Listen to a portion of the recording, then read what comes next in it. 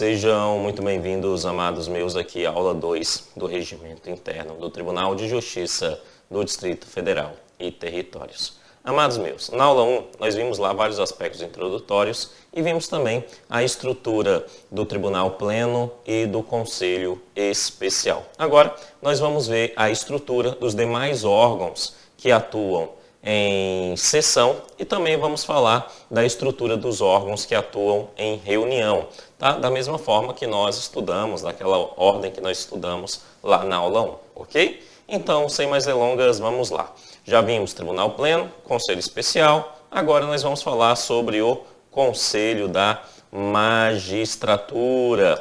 O Conselho da Magistratura nada mais é do que o conjunto da direção.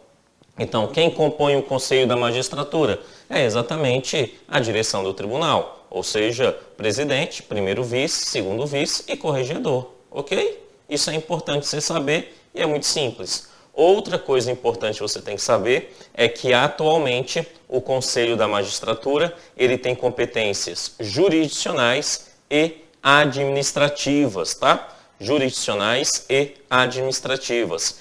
Muito cuidado com materiais sobre o regimento interno antigos, tá? Quando eu falo antigos aí, 10 anos, 5 anos, até mesmo 2 anos para trás, certo? Por quê? Porque eles podem ter assuntos desatualizados, ok? Tá? Atualmente, é por isso que eu sempre falo assim, ó, atualmente o Conselho da Magistratura ele tem competências jurisdicionais e administrativas. Se você estiver com material muito antigo, por exemplo, vai dizer que o Conselho da Magistratura tem apenas competências administrativas, tá? Mas não. Atualmente são jurisdicionais e administrativas. No rol das competências dele, a gente vê ali algumas competências jurisdicionais. Tudo bem? Beleza.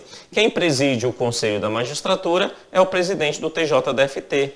Então, perceba, quando nós falamos no Pleno, quem preside o Tribunal Pleno? O presidente do TJ. Quando falamos no Conselho Especial, quem é que preside? O presidente do TJ. E quando falamos no Conselho da Magistratura, quem é que preside? O presidente do TJ. O presidente do TJ preside esses 3 órgãos.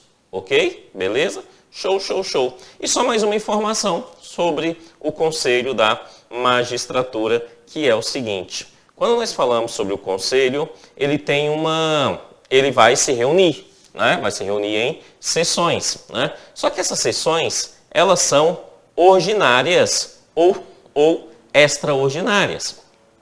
Quando que eles se reúnem ordinariamente? Aí ele me diz aqui, o regimento vai dizer que os 4 desembargadores do Conselho da Magistratura irão se reunir ordinariamente na penúltima sexta-feira de cada mês. Na penúltima sexta-feira de cada mês. Então, olha lá, uma vez por mês, correto? Na penúltima sexta-feira de cada mês. Beleza? Ok? Só que preste atenção que o texto não termina. Ele fala, ó, nós vamos nos reunir na penúltima sexta-feira de cada mês, exceto se desnecessário. Não, está marcado, mas se for desnecessário, nem vamos. Ok? Então a reunião ordinária está marcada na penúltima sexta-feira de cada mês, mas se for desnecessário, não precisa ter. De boa isso? Tranquilo? Ok. E extraordinária, sempre quando houver a devida convocação, tá? Então, extraordinariamente, sempre quando houver a devida convocação. Ponto. Conselho da Magistratura. De boa? Tranquilo? Show, show, show. Agora, nós vamos falar sobre as câmaras especializadas e sobre as turmas especializadas. Antes da gente entender a estrutura interna das câmaras e das turmas, é necessário a gente perceber algumas coisas bem relevantes. Vamos lá. Primeira coisa, quando nós falamos em câmara civil, existe 2 câmaras cíveis. Se existe 2, nós temos a primeira câmara civil e nós temos a segunda câmara civil. Beleza? Tranquilo? Show, show, show, tá? Primeira e segunda Câmara Civil. Quando nós falamos em Câmara Criminal, Câmara Criminal. Só existe uma Câmara Criminal. Então, não falamos em primeira Câmara, porque não há necessidade. Só existe uma, então falamos de Câmara Criminal. Primeira Câmara Civil, segunda Câmara Civil e Câmara Criminal. Beleza? Entendemos? Show, show. Vou começar aqui pela Câmara Criminal. Que é o seguinte. A Câmara Criminal, ela é composta por, anote aí, por 12 desembargadores. Isso. A Câmara Criminal é composta por 12 desembargadores. Beleza? Anotou? Show. Tá? E de onde que vêm esses 12 desembargadores? Eles provêm das respectivas câmaras criminais, que nós temos 3 câmaras criminais, ou melhor, das respectivas turmas criminais, tá? Então a Câmara Criminal tem 12 desembargadores, os seus desembargadores vêm das respectivas turmas criminais, que são 3 turmas criminais. Nós vamos ter então a primeira turma criminal, nós vamos ter então a segunda turma criminal e vamos ter ainda a terceira turma criminal. Primeira, segunda e terceira. Cada turma criminal é composta por 4 desembargadores. Beleza? 4 desembargadores. Então, na primeira turma criminal, 4, na segunda, 4, na terceira, 4. Beleza isso? Tranquilo? Quando eles estão atuando em turma, esses 4 ficam separados, cada um na sua respectiva turma. Tá? Quando a atuação será na Câmara Criminal, todos eles se reúnem em uma sala única e nós chamamos essa sala única, então, de Câmara Criminal. Beleza? Tá? De boa isso? Show? Facinho, né? Facinho. Beleza. Só que aí nós vamos para as cíveis. A primeira Câmara Civil, ela é composta por 16 desembargadores. 16 desembargadores. Ok? 16 desembargadores. A segunda Câmara Civil também é composta por 16 desembargadores. 16 desembargadores. Beleza? 16 desembargadores. Ok. Cada uma dessas câmaras tem uma composição de desembargadores, 16. Agora, de onde que vem essa composição? Muito tranquila. Olha lá.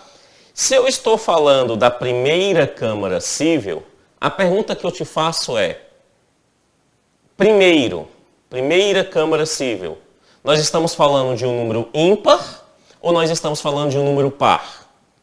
Essa é fácil, professor. Nós estamos falando de um número ímpar. Beleza? Então, entenda a lógica. Os membros que compõem a Câmara Civil ímpar provêm das turmas ímpares. Os membros que compõem a Câmara par provêm das turmas pares. Beleza?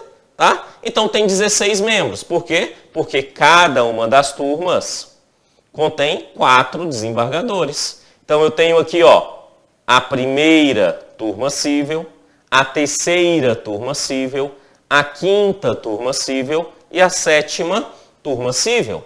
Turmas ímpares, cada um com 4. Quando eles estão em turmas, cada um atua na sua respectiva turma.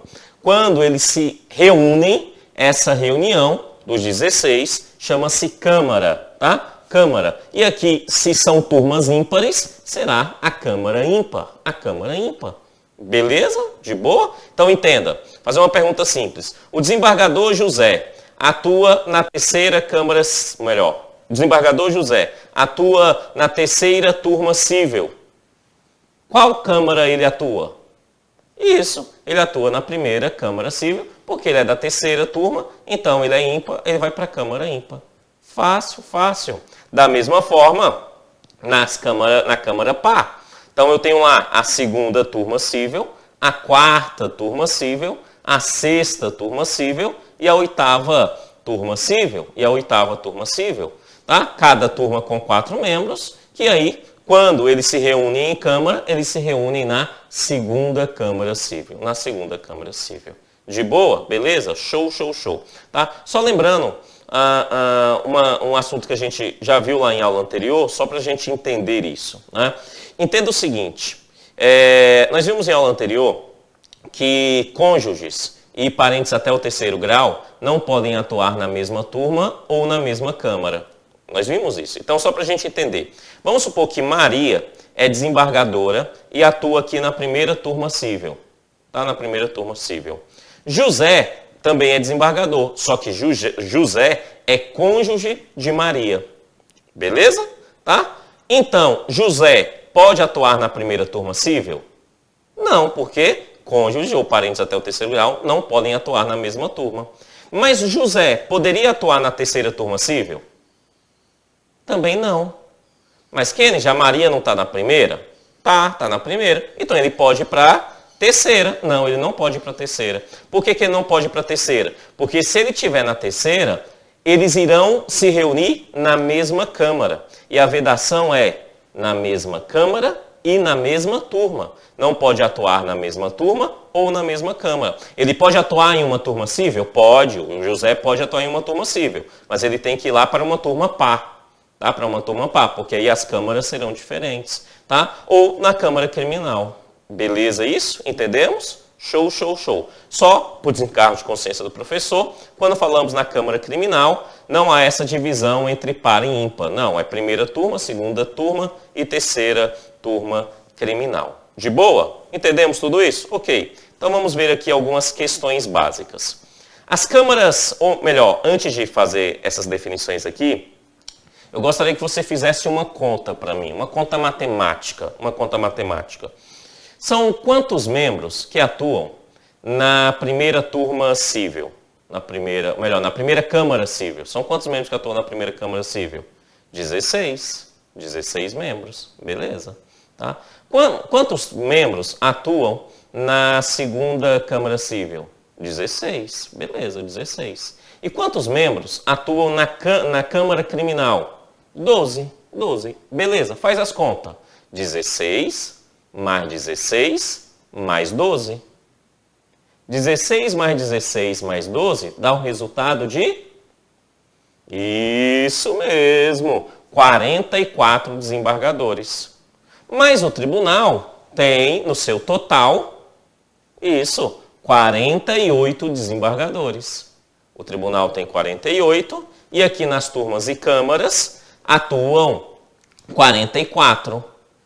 E os 4 que estão faltando? Isso, os 4 que estão faltando é o PVVC. Beleza? Por quê? Porque esses 4 não atuam nem em câmara, nem em turma. Ok? Beleza? Não atua. Aí vem é óbvio. Nós vimos que lá no tribunal pleno, quem preside é o presidente do tribunal, afinal ele está lá. No conselho especial também. No conselho da magistratura também. Quando nós vamos para as câmaras e turmas, o presidente do tribunal não participa. Então, obviamente, não é ele que preside, mas sim um dos desembargadores que atua na respectiva turma ou câmara. Mais especificamente, o desembargador mais antigo da turma ou câmara durante um ano. Beleza? Tá? Então, é interessante a gente começar a identificar essas estruturas. Ok? Agora sim, vem comigo, ó.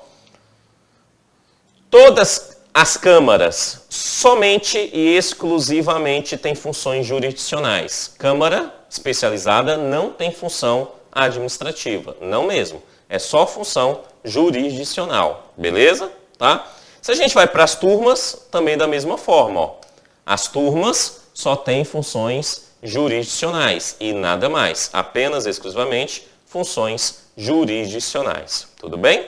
Tá? Vamos para as câmaras. Ó. A primeira e a segunda Câmara Civil serão integradas pelos componentes das 8 turmas cíveis. São 8 no total. Aí ele fala assim, a Câmara Criminal, por sua vez, pelos componentes das 3 turmas criminais. Beleza, já vimos. A primeira Câmara Civil, ó, a primeira Câmara Civil é composta pelos membros da primeira, terceira, quinta e 7ª turma civil. Ímpar, está na ímpar. E da segunda Câmara Civil, segunda, ó, é composto pela segunda, quarta, sexta e 8ª turma civil. Par na par. Beleza? Tranquilo? Né? Tranquilo. A quarta, acabei de explicar, serão presididas as câmaras aqui estamos falando das câmaras. As câmaras serão presididas pelo desembargador mais antigo no órgão, serão presididos pelo desembargador mais antigo no órgão, em rodízio anual. Em rodízio anual. Beleza? Em rodízio anual. Então, eles são ali presidido pelo desembargador mais antigo, em rodízio anual. Muda-se a cada ano, tá? E a duração do seu mandato coincide com o ano judiciário, tá? Coincide com o ano judiciário, beleza? Ano judiciário a gente estuda melhor lá na LOJ, na Lei de Organização Judiciária. Lá a gente vai ver melhor essa questão do ano judiciário, tudo bem? Tá? Mas coincide com o ano judiciário, beleza? De boa? Show, show, show, tá? Aí ele vai dizer que para que as câmaras se reúnam, né, para que ela tenha ali funcionamento, ela precisa de um quórum, né, precisa de um quórum, na presença de desembargadores em número equivalente ao mínimo ao inteiro que seguir da metade de seus membros. Conforme nós vimos na primeira aula, então, isso ele está falando da maioria absoluta. Então, se são, no caso da Câmara Criminal, são 12 membros. Metade 6, primeiro número inteiro acima 7. Então, o quórum para iniciar os trabalhos precisa de pelo menos 7 membros. Quando nós falamos da Câmara Civil, então, seja ela impopar, são 16 membros. Então, isso significa que metade é 8, primeiro número inteiro acima dessa metade, para ser a maioria absoluta, é 9. Tá? Então, 9 membros no seu total. Certinho? Então, isso é aí o quórum mínimo para que isso possa acontecer. Ok? Ok. Aí o ponto 6 é uma questão jurisdicional, mas eu coloco aqui na estrutura que, de certa forma, tem link com ela, então é importante. Ele diz o seguinte, que o presidente da Câmara, quando chamado a julgamento, processo do qual seja relator ou revisor, mais para frente a gente vai estudar isso melhor, tá? Mas relator é aquele que se torna o juiz natural do processo quando a gente fala em um colegiado, tá? O relator é aquele, de uma forma muito simples, é aquele que estuda o processo e aquele que conduz os trabalhos em relação àquele processo no respectivo colegiado, beleza? Alguns processos têm revisor, não são todos, tá? Alguns processos têm revisor. E o revisor vai fazer o trabalho exatamente de revisão em relação a esse relatório, ok? O que ele está dizendo aqui é o seguinte, quando o presidente da Câmara for o relator ou o revisor, ele não pode presidir. É isso. Tá? Se foi distribuído os processos na Câmara, ele pegou um processo lá e está julgando ali 2, 3 processos. Quando chega no quarto, o quarto processo, ele é o relator. Então, ele diz o seguinte, o processo sou eu, relator. Então, ele sai da presidência, coloca o segundo desembargador mais antigo, então, na presidência, e aí ele se torna, então, um vogal. Um vogal, professor? É um vogal, certo? Ou melhor, o relator nesse caso. Ele não é nem vogal, ele é o relator mesmo, tá? Ele é o relator nesse caso. E aí ele se torna, senta como relator, faz os seus trabalhos e é outra pessoa presidindo. Terminou, julgou aquele processo a qual ele era o presidente, a qual ele era o relator, o atual presidente, né, sai e ele toma o seu lugar de novo, beleza? Por quê? Porque o presidente não pode ser relator ou revisor quando ele está na cadeira do presidente. De boa? Se ele foi sorteado e ali se tornou relator ou revisor, quando chegar a vez dele como relator, ele sai, o segundo mais antigo assume, depois que terminou, ele volta para sua cadeira de presidente. Beleza? Tá? Ok. Ele nem fala o segundo mais antigo, ele fala assim, que passará a presidência a um dos desembargadores que suceder na ordem de antiguidade, tá? Então, é o segundo mais antigo. Beleza? Fechou? Show, show, show. E aí nós chegamos nas turmas. Nós vimos então que existe 8 turmas cíveis, 3 turmas criminais. As turmas, todas elas, têm apenas e exclusivamente funções jurisdicionais, não funções administrativas, tá? Compõe-se de 4 desembargadores. A composição da turma é de 4 desembargadores. Vamos aqui no 4. Depois eu volto no 3. No 4, ele fala assim, a presidência das turmas será exercida pelo desembargador mais antigo daquela turma, né? No órgão em rodízio anual, respeitando ali o ano judiciário. Tá? Então, é o mais antigo por um ano, conforme o ano judiciário. Beleza isso? Show? Turma tranquila, né? Mas a turma tem um segredo. Que se o examinador colocar na prova, derruba meio mundo de gente. E você precisa ficar ciente sobre isso para não cair nessa malandragem do examinador.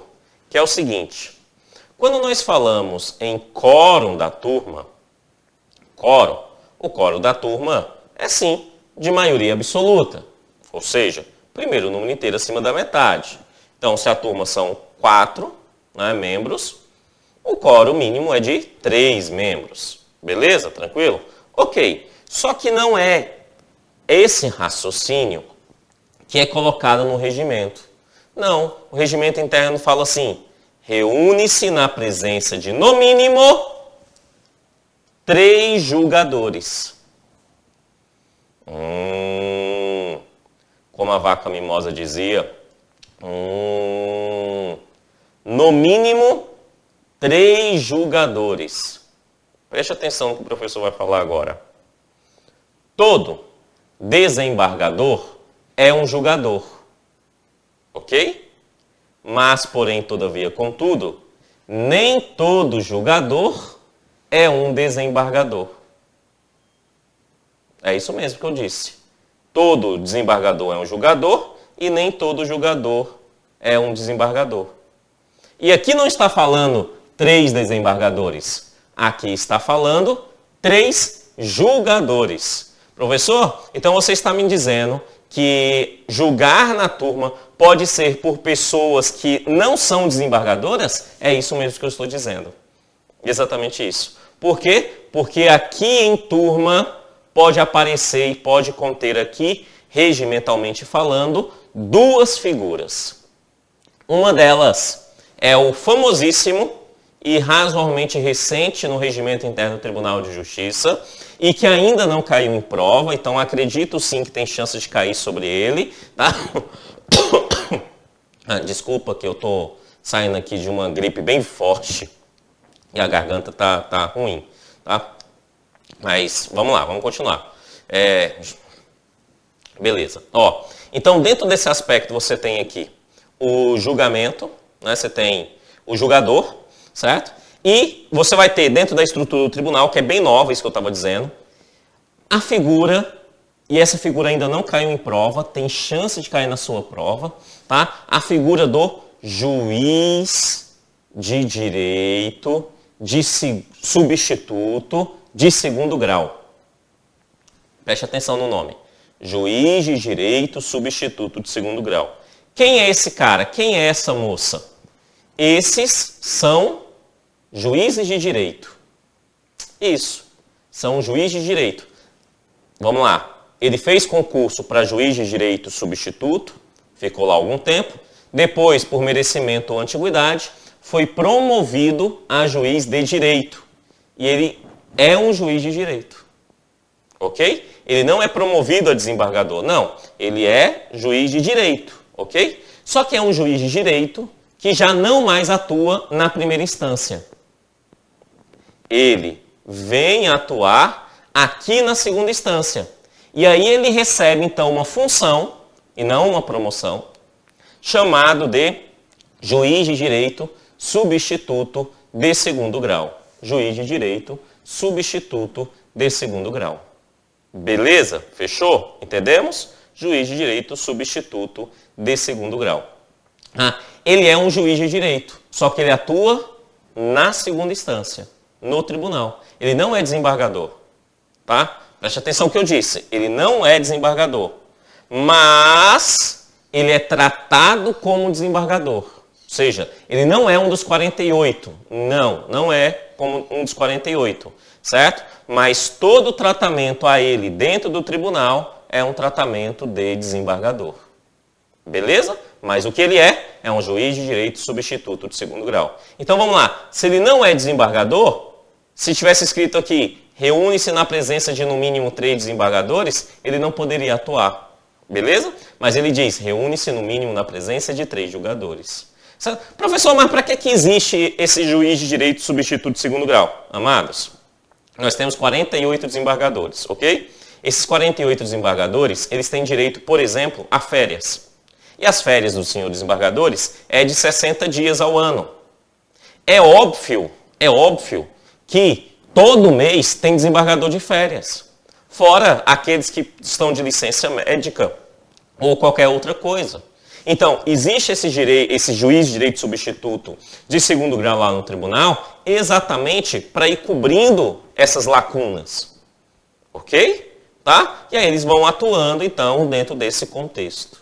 Ok? E a segunda figura, que ainda se encontra no regimento interno, então eu a comento, é o famoso juiz de direito convocado. Como assim, professor? Pode ser que aconteça algum motivo que os senhores desembargadores e os juízes de direito substituto de segundo grau não dê conta do serviço, por algum motivo. Tá? Teve uma pandemia e um monte de gente ali tá internado e não tem como atender as demandas processuais nos seus respectivos prazos processuais.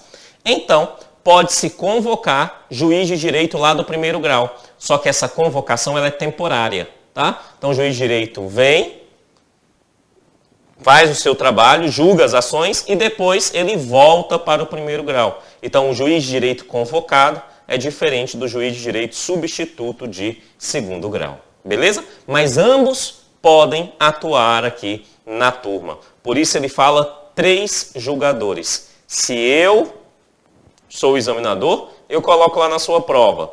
Reunir-se-á na presença de no mínimo 3 desembargadores. Fazendo assim o item ficar o quê? Errado. E o desavisado cai facilmente nisso. Beleza? E mais para frente nós vamos estudar a figura do juiz de direito substituto de segundo grau, nos seus pormenores e também do juiz convocado. Beleza? Show, show, show. Ok. E aí, nós então saímos da turma e chegamos na Câmara de Uniformização. Também é um assunto muito relevante para fins de prova. Por quê, professor? Porque é um assunto razoavelmente novo no regimento. E este assunto ainda não caiu em prova. Isso então me leva a crer que é um assunto que tem sim muita chance de cair na sua prova. Beleza? Ok? Então vamos começar a prestar atenção sobre ele, inicialmente sobre a estrutura da Câmara de Uniformização. Primeira coisa, é algo novo, ok. E a gente precisa entender que a Câmara de Uniformização é uma câmara integrada pelos embargadores mais antigos das respectivas turmas cíveis. Não é das respectivas câmaras cíveis, não é das respectivas câmaras ou turmas criminais, mas sim das respectivas turmas cíveis. Então isso significa que a Câmara de Uniformização é uma câmara para matéria civil. A Câmara de Uniformização não interfere nas matérias criminais. Beleza? Você tem que saber isso. A Câmara de Uniformização só interfere em matérias cíveis, não em matérias criminais, ok? A Câmara de Uniformização, ela tem funções apenas exclusivamente jurisdicionais. Beleza? Ok. Só que aí, a gente precisa entender como que é composto essa Câmara de Uniformização. Como que é composto? E aí, para iniciar, então, essa perspectiva, eu vou te dar um número e eu quero que você anote. 17. Isso, 17. A Câmara de Uniformização é composta por 17 membros, 17 desembargadores. Beleza? Show, show. Só que esse número que eu estou dando para você, não está expresso no regimento. Tá? Não está escrito 17 membros, não está. Mas são 17. Como que são 17? Porque há um texto explicando sobre isso. E existe até uma perspectiva de uma interpretação diferente sobre o que está escrito no texto. Mas, no site do próprio Tribunal de Justiça, né, quando você vai lá para a Câmara de Uniformização, você percebe que o Tribunal de Justiça vai então interpretar o que está aqui no regimento, que afinal foi ele que escreveu, né, foi o Tribunal Pleno que aprovou, como 17 membros. Ok? Então, sem discussão, 17 membros é o total aqui, é o total da Câmara de Uniformização, beleza? Mas como que é a sua composição? Aqui tem um detalhe importante. Primeiro detalhe é que a gente tem que saber o seguinte, que entre os 17, um deles será o presidente, ok? Um deles será o presidente. E quem será o presidente? Simples, o desembargador mais antigo entre as turmas cíveis. Tem 8 turmas cíveis, correto? Vê entre esses, qual é o desembargador mais antigo? Este é o presidente da Câmara de Uniformização. De boa? Então já sabemos um. Agora a gente tem que saber quem são os outros 16. Aí o regimento vai dizer, os outros 16 são os 2 mais antigos de cada turma civil, da respectiva de cada turma civil. De boa? Então serão os 2 mais antigos de cada turma civil. Beleza? Tranquilo? Entendemos? Show! Então, me faz as contas. Nós temos quantas turmas cíveis? 8. Os 2 mais antigos, 8 vezes 2, 16. O presidente, mais 16. Beleza? Tranquilo? Show! Beleza. Tá? Então, você tem, totalizando assim, 17 membros. Tá? Aí você fala, não, mas professor, mas o presidente também atua em uma das turmas. Né? Se ele é o mais antigo de todos, obviamente ele é o mais antigo daquela turma. Beleza. Porém, neste caso, como ele já se tornou o presidente, os 2 mais antigos só serão contados na turma da qual ele saiu entre os 3 remanescentes. Beleza? Para assim ter o total, então, de 17 membros. 17 membros. Vamos ver aqui no texto. Ó. A Câmara de Uniformização é integrada pelo desembargador mais antigo das turmas cíveis. Ó, desembargador mais antigo, tá? Que a presidirá. E pelos 2 desembargadores mais antigos de cada uma delas. De boa? Totalizando assim, 17. A Câmara de Uniformização será presidida pelo desembargador mais antigo, beleza? Em rodízio anual, também rodízio anual, tá? Em duração do mandato coincidirá com o ano judiciário. Então, também o mandato é de 1 ano. A Câmara de Uniformização renunciará na presença, então é o quórum, né? A presença de desembargadores em número equivalente a, no mínimo, a 2/3 dos seus membros. Então, aqui nós estamos falando de uma maioria qualificada para o quórum da Câmara de Uniformização.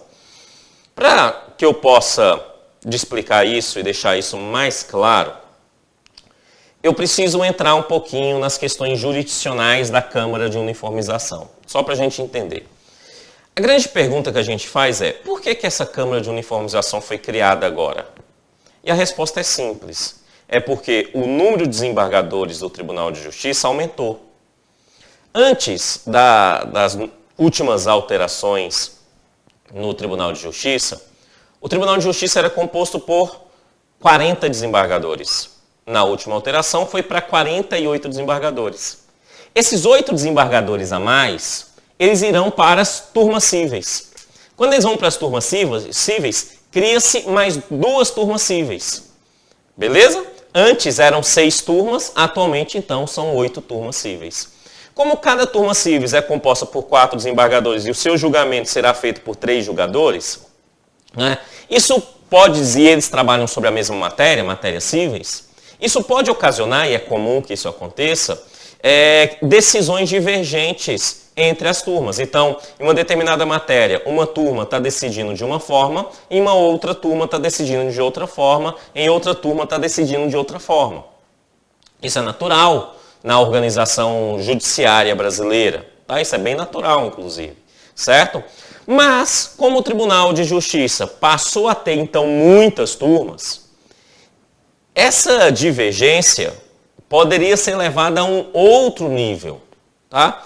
Para minimizar, então, essas divergências, e o termo, quando a gente fala desse ato de minimizar isso, a gente fala, então, de uniformizar, uniformização. Uniformização não é necessariamente ser igual, mas é o ato de minimizar ao máximo, né, essas características de divergências de decisões. Então, para uniformizar esse mérito, uniformizar as suas decisões, né, cria-se uma Câmara de Uniformização. Beleza? E aí é óbvio, se é uma Câmara de Uniformização para as 8 turmas cíveis, obviamente eu tenho que ter membro de cada uma dessas 8 turmas. Beleza? Tá? E não só ter membro de cada uma dessas 8 turmas. É óbvio que as decisões de uniformização aqui, tomadas, vai intervir em todas as turmas. Então é óbvio que o quórum mínimo para a tomada dessa decisão, né, não pode ser um quórum de maioria absoluta. Não pode. Por quê? Porque num quórum de maioria absoluta, né, pode ser que uma ou duas turmas, por exemplo, ou 3 turmas, nem compareceu e mesmo assim ninguém daquelas turmas compareceram e mesmo assim as outras turmas compareceram e aí tomaram as suas devidas decisões, tá? E aquelas turmas que não compareceram tinham uma perspectiva diferente e não conseguiram colocar os seus argumentos naquilo que eles estão discutindo. Por conta disso, né, o regimento é muito sábio. Ele fala: quórum aqui na Câmara de Uniformização é de no mínimo 2/3, maioria qualificada de 2/3, de 2/3. Beleza? De boa? Tranquilo? Ok. Então, se é no mínimo 2/3, 2/3 é maior que maioria qualificada, dando então assim uma maior segurança, até mesmo jurídica, para as decisões da Câmara de Uniformização. De boa? Tranquilo? Show, show, show. Tá? Aí depois ele fala assim, ó, nas faltas e impedimentos desses desembargadores na respectiva Câmara de Uniformização, serão substituídos pelos integrantes das respectivas turmas cíveis, observada a ordem decrescente de antiguidade. Então, se uma turma não foi porque está lá o mais antigo está de férias, o segundo mais antigo também está de férias, por exemplo, quem é que vai? O terceiro e o quarto. É isso que ele está dizendo, beleza? Então, se eles não vão, os demais podem assumir. E aí o 6, ele fala assim, o presidente não receberá na Câmara de Uniformização, tá? Preste atenção. Divide et domina. Dividir para dominar. Dividir para dominar. Nesse momento, nós estamos falando da Câmara de Uniformização. Nós não estamos falando das câmaras especializadas. Por que eu estou dizendo isso? Porque lá nas câmaras especializadas, nós vimos que o presidente, ele, caso receba ali uma distribuição processual, que ele se torne um relator, o processo é simples. No momento que isso for julgado, ele sai da presidência e outro desembargador assume. Aí ele faz o seu trabalho, depois volta para a presidência. Isso são nas câmaras especializadas. A Câmara de Uniformização não é uma câmara especializada. Ela é a de uniformização. Tá? Aqui o processo é outro. Por isso que eu tenho que dividir para dominar. Porque se eu pego a informação de um e jogo essa informação como regra geral para todos, a chance de errar uma questão na prova é gigante. Beleza? Então vamos lá. O presidente não receberá distribuição. O presidente não receberá distribuição. Ou seja, ele não recebe processo. Tá? Não recebe processo. Ele não se distribui a ele processo. E somente votará quando houver empate. Então ele tem aqui o voto de qualidade. Ele só vota quando tiver empate. Beleza? Houve empate, aí ele vota. Nos processos vinculados. Tá? Toda vez que tiver um processo vinculado, houve empate, ele vota. Não houve empate, ele não vota. Beleza? O voto dele é o voto de qualidade. Quando chamada a julgamento o processo de sua relatoria, passará então, e aí sim, preste atenção, quando é levado, então vamos entender isso aqui, porque isso aqui pode gerar dúvida também. Vamos supor que o José é presidente da Câmara de Uniformização, beleza? José é presidente da Câmara de Uniformização. José atua na segunda turma civil, Lá na segunda turma civil, ele está trabalhando. Lá na segunda turma civil, ele vai receber processos. E lá na segunda turma civil, ele será relator. Beleza? Lá na segunda turma civil, ele será relator. Vamos supor que um processo do José, lá na segunda civil, que é relator, é encaminhado aqui para a Câmara de Uniformização. Esse encaminhamento será distribuído entre os desembargadores da Câmara, né? Um deles irá assumir. O José não pode assumir pelo fato principal que ele é o presidente da Câmara. Nós vimos que aí ele não tem distribuição, né? Mas, como aquela matéria está altamente ligada ao que o José está fazendo lá na primeira turma, né? Ele não poderá presidir esse julgamento. Tá? Ele não poderá presidir esse julgamento, beleza? É por isso que ele fala assim, ó, quando chamado julgamento o processo da sua relatoria, passará a presidência ao desembargador que o suceder na ordem de antiguidade. Beleza? Então não é a relatoria na Câmara de Uniformização, mas sim a relatoria na sua turma de origem, tá? Na sua turma de origem. Quando isso acontecer, ele tem que repassar a presidência para o segundo mais antigo.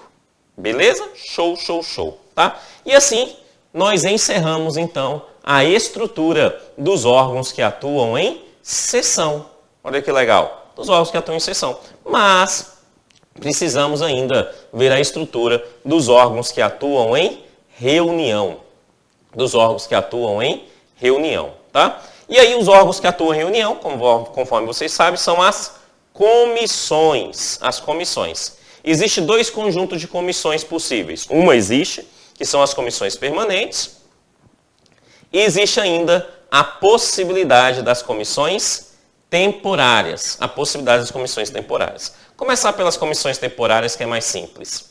Quando nós falamos em comissões temporárias, elas são temporárias. Então, em regra geral, elas não existem, mas elas podem ser criadas. E quando são criadas temporariamente. Fácil, né? As comissões temporárias, elas podem ser criadas, preste atenção, pelo Tribunal Pleno, completamente, ou pelo presidente. Então, o presidente pode criar uma comissão temporária sozinho, sem o Tribunal Pleno. Tá? Mas o Tribunal Pleno também pode tomar uma decisão e criar uma comissão temporária. E quantos membros terá na comissão temporária? Simples. Qualquer número de membros. Como assim qualquer, professor? O ato que cria a comissão temporária, lá naquele momento da sua criação, vai dizer quantos membros aquela comissão terá. Beleza? Então, a comissão temporária ela pode ser criada, quem determina a criação do Tribunal Pleno ou o presidente, e a quantidade de membros é por qualquer número que será estabelecido no próprio ato ali da criação. De boa? Beleza. Aí, chegamos nas comissões permanentes. Existem 3 comissões permanentes. Existe a primeira comissão, que é a comissão de regimento. Existe uma segunda comissão, que é a comissão de jurisprudência. Existe uma terceira comissão, que é a comissão de acompanhamento de estágio probatório. Comissão de regimento, comissão de jurisprudência e comissão de acompanhamento de estágio probatório. Existem essas 3 comissões permanentes. Beleza? O que é a primeira coisa que você tem que saber sobre elas? O nome. Você tem que saber que existem as 3. Regimento, jurisprudência e de acompanhamento do estágio probatório. Primeira coisa que você tem que saber é isso. Segunda coisa que você tem que saber é que cada uma tem as suas próprias características. Também é uma coisa que você tem que saber. Tá? E uma outra coisa que você tem que saber é como que o examinador pensa. O examinador vai dizer assim para você, por exemplo, que a comissão de jurisprudência decide as questões jurisprudenciais do tribunal. O item está errado. Por quê? Porque não é porque tem o nome jurisprudência que a comissão vai ter competência jurisdicional.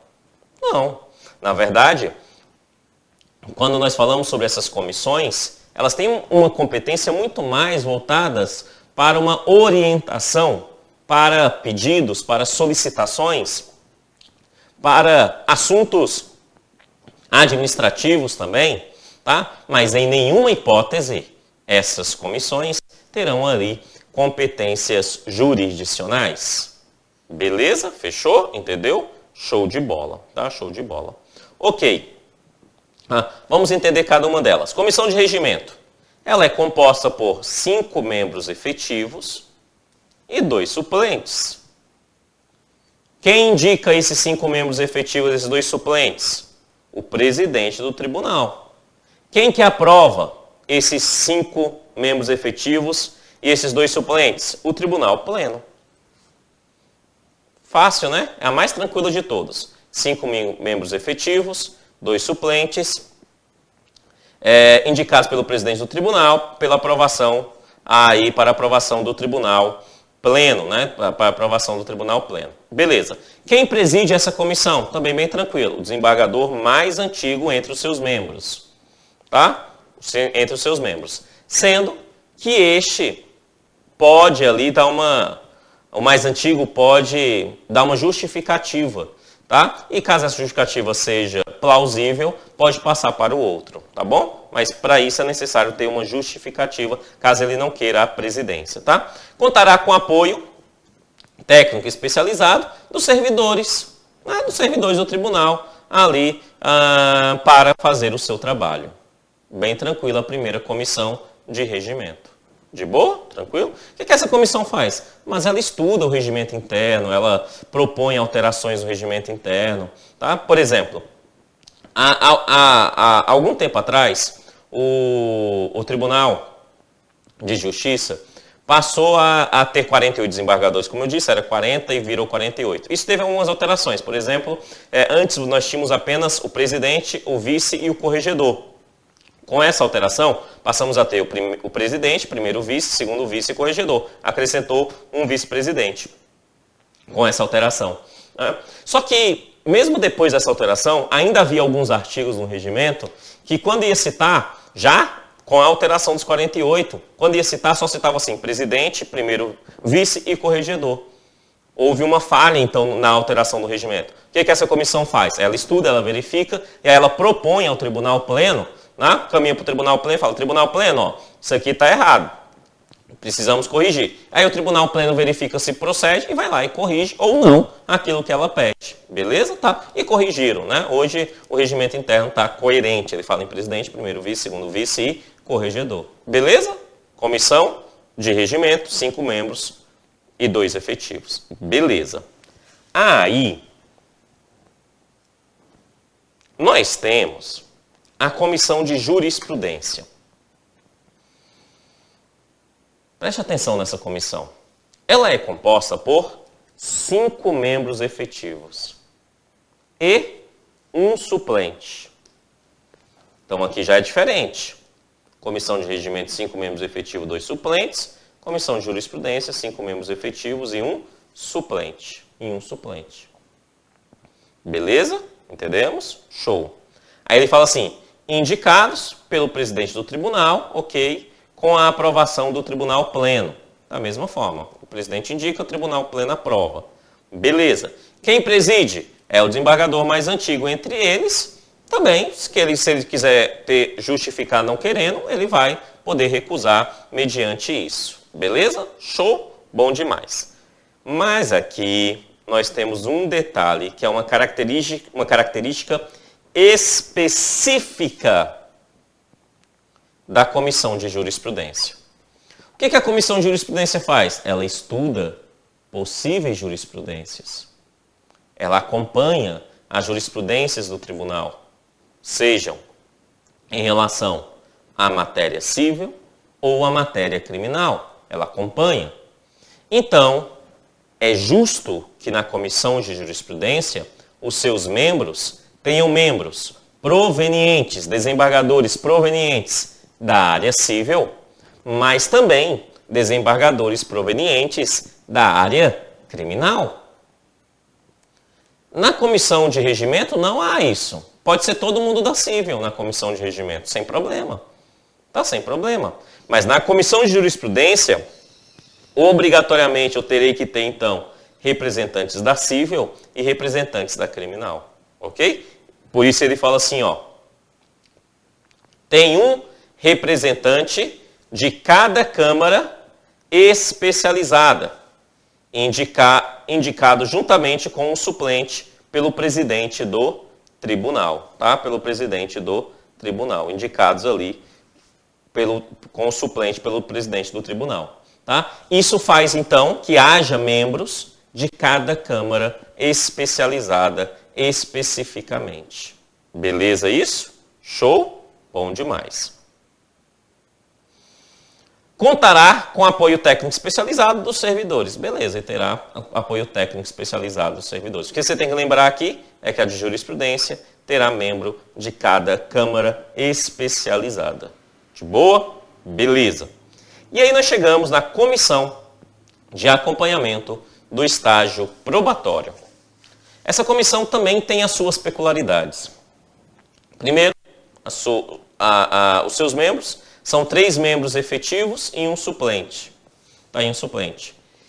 Preste atenção nisso. Indicados pelo tribunal pleno, pelo presidente do tribunal, melhor, e aprovado pelo pleno. Beleza? Salvo um. Salvo um. Não são 3 membros e um suplente? Ok. Entre esses 3 membros, essa indicação do presidente é apenas de 2. Professor, mas não está escrito isso aqui. Não está, mas é isso mesmo. É apenas de 2. Por quê?